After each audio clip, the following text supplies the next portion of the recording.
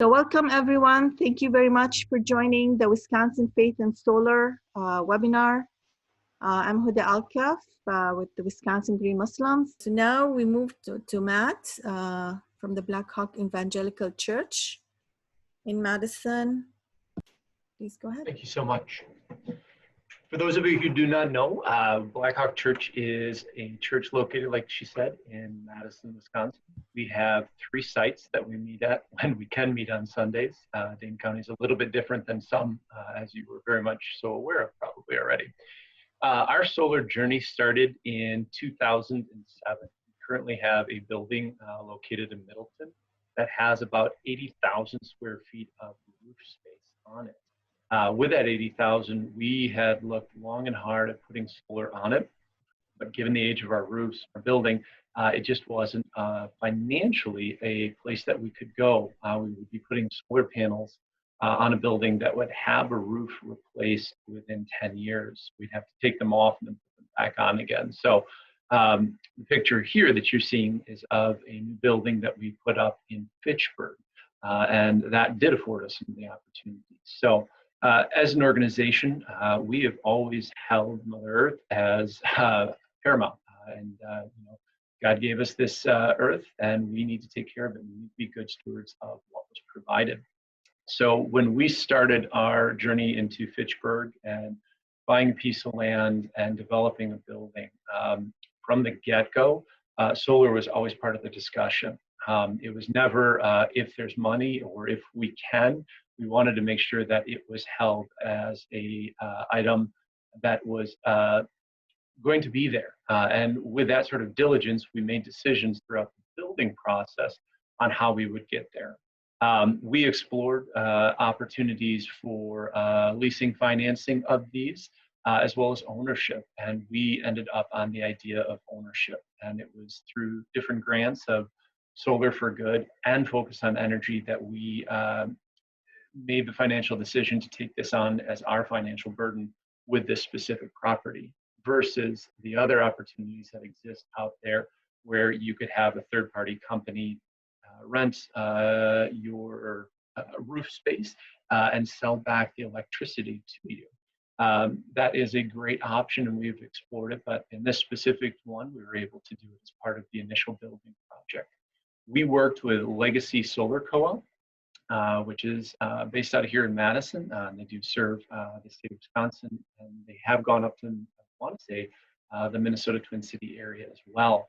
They helped us in identifying, grant writing, as well as just doing some of the protocols to help us understand which vendors might be better to use. And they helped us with the bidding process and the sizing process. I think the biggest challenges that we were faced with, the most contentious one was where to put a disconnect on the exterior of a building with an architect. And anyone who's ever dealt with architects and designers, that can be a challenging thing. They make these beautiful buildings, and where do you put this box? So if that was our biggest challenge, we kind of laughed that one off and said, we'll get past that pretty quickly. But as you can see, these solar panels, we have over 300 of them.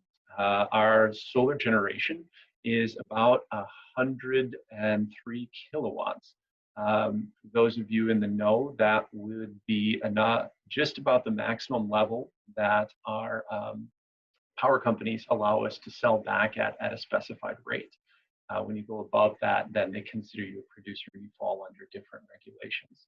It's not for a desire for us to want to have more, not to have more solar panels. It actually maxed out the amount of space that we had available. These solar panels are all interconnected through 2 inverters. And on average, this summer, we have been selling back every single day. If I may, over the last 30 days, we have used 16.6 megawatts of this building, but we've sold back 15.5. So it has been just amazing to see not only the financial implication of it, but the fact is, what we can give back to the grid in a clean, renewable way. I think the biggest challenge that we see currently with these panels is you can see they don't have much of a tilt to them. anybody who's sitting on the ground of our building has no idea that they actually exist. So for us to have this opportunity to talk about it, but just to talk to regular attendees and people passing by, that we have this and that we value renewable clean energy sources is still a unique challenge for us. We do put this up on social media posts. We do share it inside our buildings with different monitoring systems and items of that nature. So we look for all the opportunity to share how this has been a great piece for us. The city of Madison as a whole is a very green conscious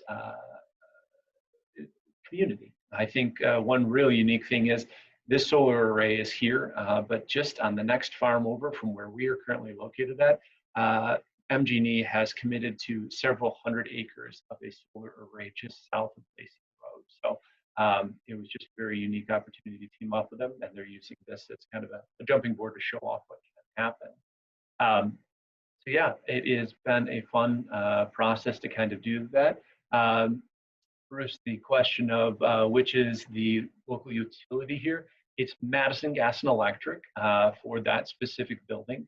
We also, at our other buildings, use Alliant Energy. So Madison Gas and Electric is a demand-based biller. And that's actually something rather unique as you look into solar and you look at your electric bills, is how am I being charged for my electricity? In that, yeah, you use a certain amount, but what is your demand charge? Because that usually constitutes probably about 50 to 60% of your bill on an average month. So we actually looked at the solar as a way to reduce demand charges. Well, I know this is a lot about solar. One of the other things that we like to do is we have a heating and cooling system that actually determines when we're going to get close to getting to a new demand amount, and we power shave those units to not exceed a certain amount. So we're trying to combine the idea of creating renewable energy, but in the event that we may take more from the grid than we want, we're actively choosing to put our patrons in a little less uncomfortable situation than they may like with heating and cooling, in order to make sure that we're both being good financial stewards, but also not putting an undue burden and demand on the overarching grid of Madison-Fitchburg area. As you can see up on the slide, you can see what our system production is for the month of July here, and kind of where we're at, as well as our lifetime energy. I think one of the real interesting things that we ran into, I wish we had more of a pitch to these solar panels, because in the winter months, we iced over on one of the cold days, and it took, I'm not going to lie, probably about 10 days for that ice to melt off. We had to get a good warm day. So that's something to just think about as you're looking at different opportunities and possibilities for your solar array. I think the sisters may have gotten it a little bit more correct with that higher pitch on the ground. Sending my staff up to the solar panels with brooms and towels and elements to try and heat them up is a little nerve-wracking. You can see the edge of the building is not far from that solar array. So yeah, those are kind of highlights and positives about them. Bifacial panels. All of our panels in direct request from Carolyn are actually Canadian Solar panels. And that's the company that has supplied them. And they are, I apologize, bring it up really quick, polymolecules for the actual type that the panels are running through, like I said, 2 inverters. For me, I'm going to switch and see if I can share something with you all here. Oh, there we go. This is an active look at our building. So we use eGauge, which is an energy management piece of software that allows me to see the baseline when I have peaks and when I have values. And as you can see right now, we are producing about 80 kilowatts of power and only taking 38. So we're selling back to the grid, or giving back to the grid in a lot of regards, 40 kilowatts on average right now. So it was a little extra to do this, but my goodness, if you're looking at something like this, it is such an amazing tool. You'll see at about 9:30, 10 o'clock, I spiked to 80. And well, I don't it's kind of fun because I can actually go to the people on site there and talk to them and say, what happened at 10 o'clock today? And how can we work to make sure that we don't do that again? Inevitably, it was a vendor who was doing something to actually make sure our equipment was in good repair. So it made sense, but it's very interesting to have this raw data so that you can be even better stewards, not only with what you're generating, but how you're using. Because I hate to say that it's one-sided to just try and get everything through solar, but I think it's an active participation between both.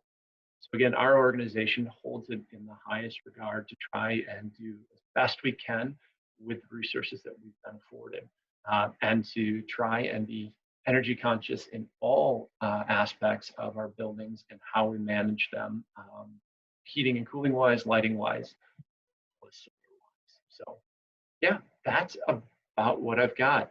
Total cost for that solar array. Second here. Total cost was around $170,000. So not a low cost item, but with the grants that we had received, like I said, through Focus on Energy, Solar for Good, we had about 70,000 of that taken care of. So it was $100,000 investment, give or take, from our organization. And when we talk about the building that was being built, that was less than 2%, 1.5% of the total cost of that building. So when you look at it in the terms of the building and that cost, and the fact that that minor investment of a percent to 2 actually pays back in less than 3 years, and with a 20 to 25-year life, it just pays back more and more and more. So again, not to say this is all about money, it isn't. It is about being good to our earth and what we have here, but it makes money sense too. So for those in your congregation, you want to really talk to them about that and show them that this is not just an investment in our earth, this is an investment that we can use to move forward our ministries and do what we are here to reach and serve more people with what we're saving on electric. So that is, again, a very big part of it to us. All right. Thank you very much.